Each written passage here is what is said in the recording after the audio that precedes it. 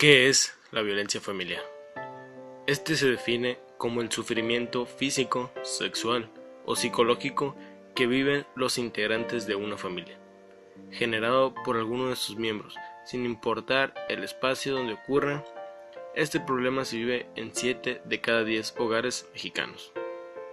La violencia familiar en México afecta el bienestar, la integridad física, psicológica o la libertad y el derecho al pleno desarrollo de las personas. Se debe de estudiar el caso porque puede haber diferentes tipos de violencia, verbales, emocionales, físicas. Usualmente las más usadas son físicas y emocionales. De hecho, tengo un caso muy fuerte penal por violencia familiar, intento de suicidio, donde se tiene que marcar primeramente lo que es los límites y las reglas dentro de la casa, hasta dónde tiene que llegar la persona, el agresor, tanto a la víctima. Porque aquí, desde mi punto de vista, creo que los dos tienen que poner de su parte, tienen que poner más la víctima, ¿no? En cuanto a los factores, los puntos rojos, ¿no? Que se ve o se observa ante el agresor, en este caso.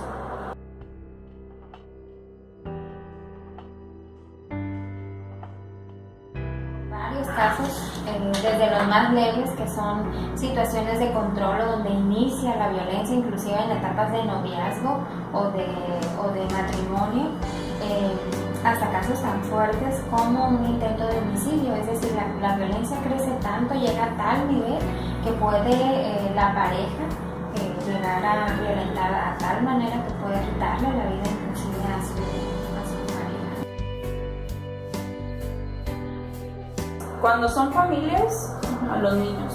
Bueno, yo creo que definitivamente son los niños y las niñas los que sufren más la violencia familiar. Porque llega a un extremo donde los niños lo ven como algo muy normal. Como que dice, por ejemplo, mi papá se quiso suicidar. Y es algo muy normal decirlo, pues. Si el adulto no toma la decisión de que esto cambie, de que esta situación se modifique, pues para él la situación se complica. Y desgraciadamente es el que tarde o temprano termina afectado de ser espectador de esta o bien sufrir la propia violencia. En cuestión de la víctima también tiene mucho lo que es un posible trauma.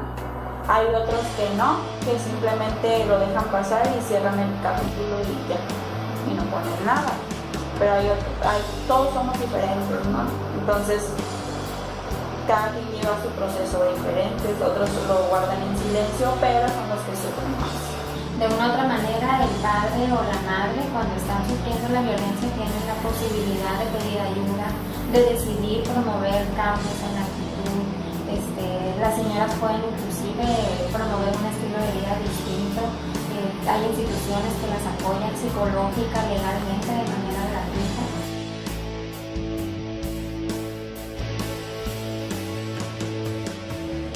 En este caso, normalmente las dos personas manejan un mismo semblante, manejan las mismas características. La persona que es agredida, lógicamente, es violada en su autoestima, es violada en su integridad física, y eso crea una consecuencia muy notoria en su día a día. Una persona que recibe cualquier tipo de agresión, pues lo demuestra de una manera muy notoria. El agresor, de igual manera, se basa en su vida ya atrás, ¿no? Entonces, las consecuencias, la pregunta es ¿qué consecuencias vemos nosotros? Pues vemos una falta de valores muy fuerte, y eso desgraciadamente se ve reflejado en todo lo que vemos en el día a día.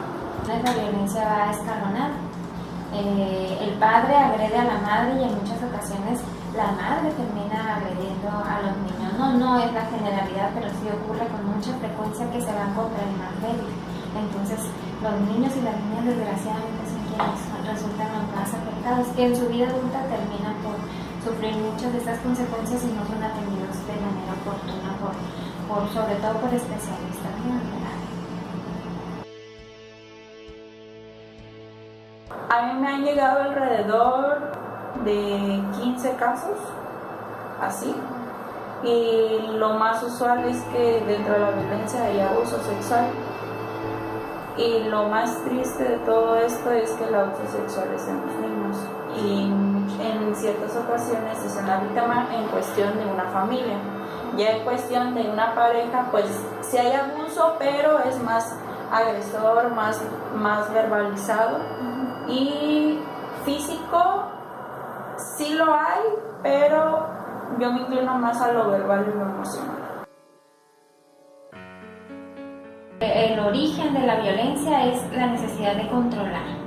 No hay una relación de equidad. Siempre cuando uno en la pareja trata de tener ese control es cuando empieza a ejercer ese poder en contra del otro, empieza a debilitarlo, y cuando siente que está perdiendo poder, empieza a ejercer la violencia verbal, física, económica, patrimonial, en todos los sentidos. ¿Por qué? Porque esto le hace sentir que recupera ese poder. La víctima siempre es la que todo le da al agresor. Y en algunas ocasiones ellas dicen, las víctimas muy usuales dicen, no, pues yo tuve la culpa, no, pero porque el agresor siempre le dice, es que tú. Por el vacío que tiene en su interior, ¿no? Cuando ese vacío lo quiere llenar, lo llena de cosas falsas, lo llena de vacíos inexistentes, y la manera de demostrar esa inseguridad es atacando y creyendo ser un poquito más fuerte. Pero tendríamos que tocar el tema desde su infancia, desde su niño interior, que es la persona que la está obligando a hacer de una manera agresiva. Entonces, considero que la persona que agrede es una persona que es la víctima y está tratando de demostrar esa inseguridad a través de esa fuerza. Cuando la víctima tiene baja autoestima, tiene miedo a estar sola, la soledad. Porque en caso de una familia, ¿por qué le voy a quitar papá a mis hijos? Muchas veces son como culpabilidad antes de tiempo, pues, de que son muy dependientes de esa persona y no pueden estar solos. La violencia tiene un carácter cíclico, son 3 etapas. Hay quien maneja que son más etapas.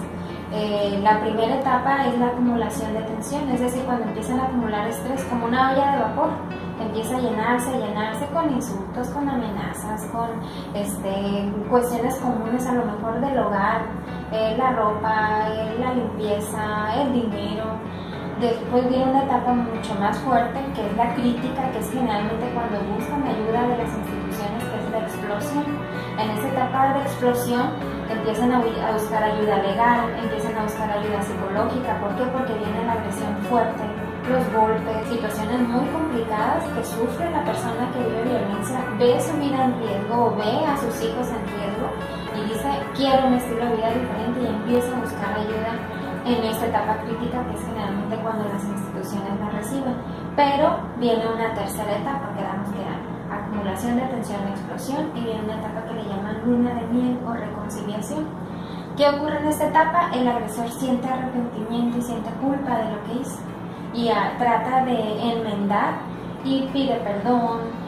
Busca a veces a otras figuras de poder como los padres de la víctima o amigos para que intervengan y que lo perdonen de una u otra manera, promete que va a cambiar, aparentemente demuestra que hay un cambio, pero ¿qué ocurre? Si no hay una atención especializada, si no hay una intervención oportuna, este cambio es temporal. Puede durar un día, puede durar unas semanas, puede durar un año, pero ¿qué ocurre? Vuelve a iniciar, como comentabas, no cíclico, vuelve a iniciar el ciclo, acumulación de tensión, explosión, luna de miel. Y a veces la víctima continúa ahí. ¿Por qué? Porque se siente apenada. ¿Cómo voy a volver a recurrir a mi mamá que me ayudó en aquel momento? ¿Cómo voy a recurrir a la institución que me dio el apoyo si yo decidí regresar con ella? Y al contrario, es cuando más deben acercarse y retomar el tratamiento y retomar el apoyo cuantas veces sea necesario. Y las instituciones que estén capacitadas para poder volver a recibir a esa persona que está sufriendo violencia, independientemente de que sea reincidente, ¿no? De que vuelva a ocurrir, es cuando más apoyo y ayuda necesitan las personas que sufren. Cuando una persona con un tipo de violencia familiar de cualquier clase, sea papás a niños, porque ahorita pues en la actualidad la violencia es un tema pues muy penado, muy tocado, Nosotros como una organización trabajamos con otras organizaciones que son especialistas en eso. Cuando una persona se acerca buscando algún tipo de apoyo, buscamos esa manera de darle ese acercamiento y ese acompañamiento y seguimiento en la institución que sea la adecuada, ya sea por ejemplo DIF estatal, DIF municipal, dependiendo cuál sea el caso, ¿no? Y tratando de conseguir esa asesoría profesional para poder ayudarla en ese problema. Vamos a poner un ejemplo, ¿no? La señora se empieza a arreglar porque va a salir con sus amigas y el señor no quiere. No, ¿por qué vas a ir? ¿Y con qué derecho? ¿Y por qué vas a salir? ¿Y por qué? Empieza a ejercer violencia verbal. La violencia verbal no le funciona y empieza a ejercer violencia de otra naturaleza que puede llegar a ser física. Se conflictúa de tal manera que la señora a lo mejor ya pierde el ánimo de salir. Y va, se aísla de las amigas, ya no quiere irse con las amigas. ¿Y qué pasa? El controlador vuelve a recuperar ese poder que le funcionó y entonces empieza a ejercer esa violencia de manera reiterada. Y una característica que tiene entre muchas otras la violencia es que tiende a incrementarse. Es decir, cada vez va siendo peor y peor y peor.